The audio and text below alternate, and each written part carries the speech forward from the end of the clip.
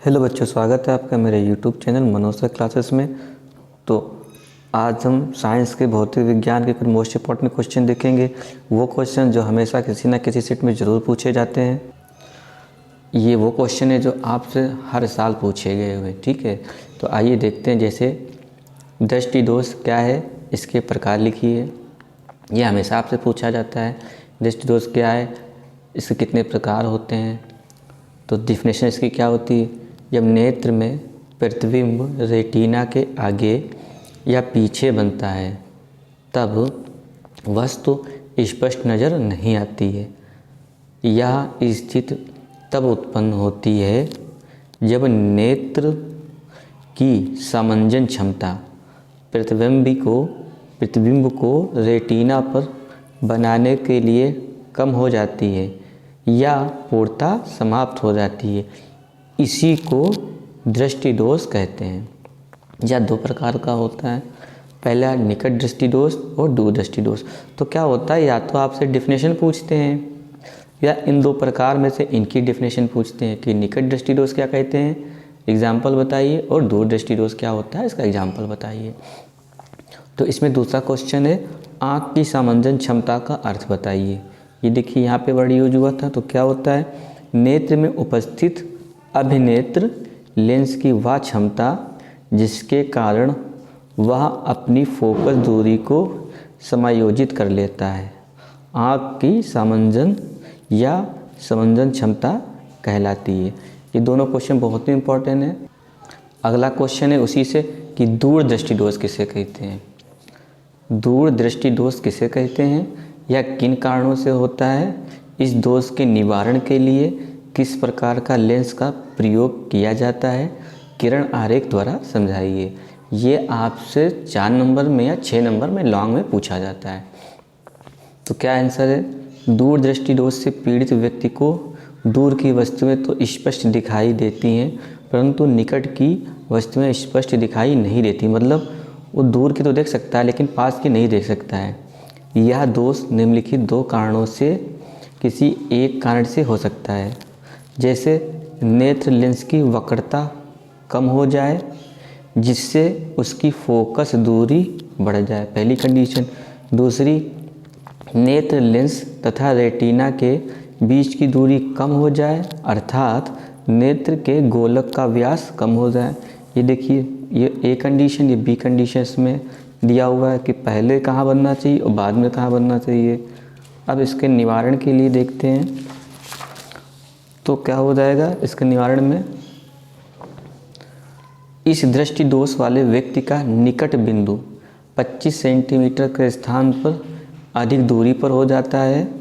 इस कारण 25 सेंटीमीटर दूर रखी वस्तु का प्रतिबिंब रेटिना F पर न बनकर रेटिना के पीछे A पर बनता है। इसके निवारण क्या क्या हैं, इस दोष के निवारण के लिए ऐसे अभिसारी यानी कि उत्तल लेंस की आवश्यकता होती है जो 25 सेंटीमीटर दूर बिंदु S पर रखी वस्तु यानी कि किताब एग्जाम्पल से आने वाली किरणों को इतना अभिसारित कर दे कि किरणें दूषित आँख के निकट, मतलब जिसको प्रॉब्लम हो, बिंदु N से आती हुई नेत्र लेंस पर आपतित हों तथा प्रतिबिंब रेटिना R पर बने। चित्र बी में जैसे दिखाया गया, इस प्रकार S पर रखी वस्तु भी आँख को स्पष्ट दिखाई देगी। इसी तरीके से दूसरा क्वेश्चन है, उत्तल लेंस तथा उत्तल दर्पण के दो उपयोग लिखिए। ये आपसे टिक में भी पूछता है और 1 नंबर या 2 नंबर में भी ज़रूर पूछता है। तो जैसे उत्तल लेंस चश्मा बनाने में और कैमरे में, और उत्तल दर्पण वाहन के पीछे देखने वाले दर्पण या स्ट्रीट लाइट रिफ्लेक्टर में यूज़ होते हैं, जो ड्राइवर गाड़ी के बगल में लगा होता है ड्राइवर सीट के, उसकी ये बात करता है। तो इसके उपयोग आप जरूर याद कर लीजिएगा। ये अगला क्वेश्चन मोस्ट इम्पॉर्टेंट क्वेश्चन है। ये बहुत ही इम्पॉर्टेंट है, जो कई बार पूछा जाता है। ये उत्तल दर्पण का सूत्र होता है जिसको हमें दिखाना होता है और इस सूत्र पे बहुत से न्यूमेरिकल्स आते हैं जो हमको लगाना होता है। तो क्या उत्तल दर्पण के फोकस दूरी के लिए सूत्र लिखिए तथा उत्तल दर्पण के कोई 2 उपयोग लिखिए।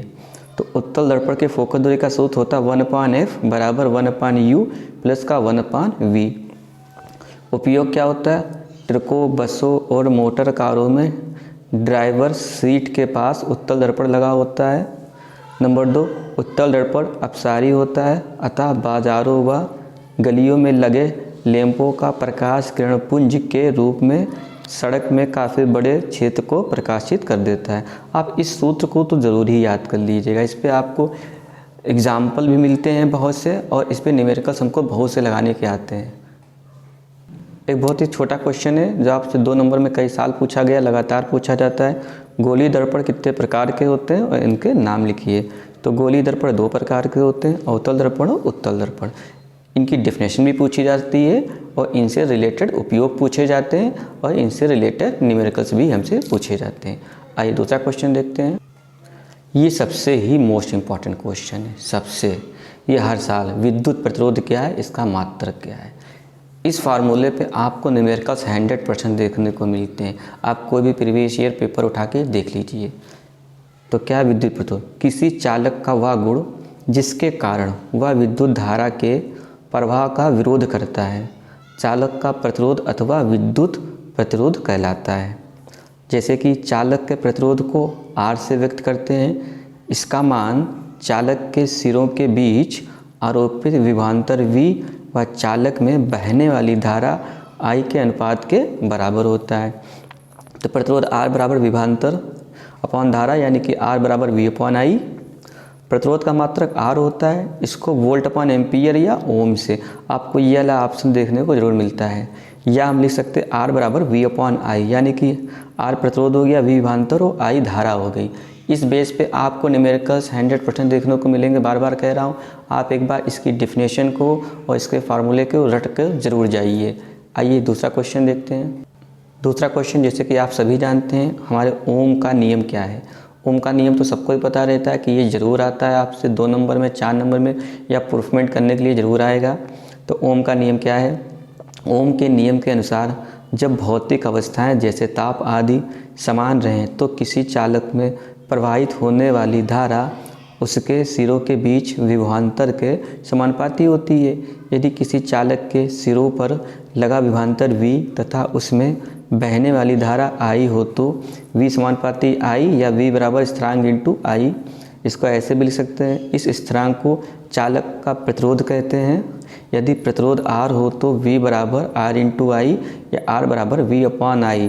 ये फार्मूलों को याद कर लीजिएगा, इन पे आपको सम्स देखने को मिलते हैं, यानी कि न्यूमेरिकल्स। अगला क्वेश्चन है, वो भी बहुत ही इम्पॉर्टेंट है। जैसे कि ये इम्पॉर्टेंट था कि विद्युत विभव की परिभाषा दीजिए तथा मात्रक लिखिए। अनंत से एकांक आवेश को विद्युत क्षेत्र में किसी निश्चित बिंदु तक लाने में किया गया कार्य उस बिंदु पर विद्युत विभव कहलाता है। इसका मात्रक वोल्ट होता है, V बराबर W/Q। ये भी फार्मूला आपके लिए इम्पॉर्टेंट है, जैसे कि ये था। इस पे भी आपको सवाल मिलते हैं, यानी कि न्यूमेरिकल्स आपको बहुत देखने को मिलता है। ये वो परिभाषाएं हैं जो आपके लिए मोस्ट इम्पॉर्टेंट है। आप इनको ज़रूर से ज़रूर याद कर लीजिएगा, ये आपको 100% देखने को मिलेंगी। इसी तरीके से बहुत ही पॉपुलर और बहुत ही फेमस क्वेश्चन है हमारा प्रकाश के परावर्तन के नियम। सबको पता है कि ये जरूर आता है। परावर्तन के नियम, किसी परावर्तक तल से प्रकाश के परावर्तन के 2 नियम होते हैं, प्रथम नियम और द्वितीय नियम। आपतित किरण, परावर्तित किरण तथा अभिलंब तीनों एक ही तल में होते हैं। इस तल को आपतन तल कहते हैं। ठीक है, प्रथम नियम के अनुसार। द्वितीय नियम, तल के अभिलंब तथा आपतित किरण के बीच का कोण तल के अभिलंब तथा परावर्तित किरण के बीच के कोण बराबर होते हैं, अर्थात परावर्तन कोण सदैव आपतन कोण के बराबर होता है, R बराबर I। तो देखिए ये कोई रिफ्लेक्टेड है जहाँ से आपतित किरण आई और वहाँ से परावर्तित हो गई। इस तल पे ये होती है फोकस और यहाँ से वापस चली जाती है, तो इसको आपतित किरण बोलते हैं, इसको परावर्तित किरण। और ये अभिलंब होता है, ये R से, उसको I से दिखाते हैं। जितनी डिग्री से ये आएगी उतनी डिग्री से ये वापस चली जाती है। तो ये वो क्वेश्चन है जो मैंने आपको आज बताए हैं। बहुत ही इंपॉर्टेंट क्वेश्चन है, हर साल आपसे किसी ना किसी सेट में ज़रूर पूछे गए हुए। तो मेरी आपसे रिक्वेस्ट है कि आप इनको ज़रूर पढ़िए। जिन्होंने अभी तक कुछ नहीं पढ़ा है वो इनको पढ़ के जाएँ तो उनके 20 से 25 नंबर हर हाल में उनको मिल जाएंगे। अगर आपको वीडियो अच्छी लगे तो वीडियो को लाइक करें और चैनल को सब्सक्राइब करें। मिलते हैं किसी नेक्स्ट वीडियो में, तब तक के लिए नमस्कार।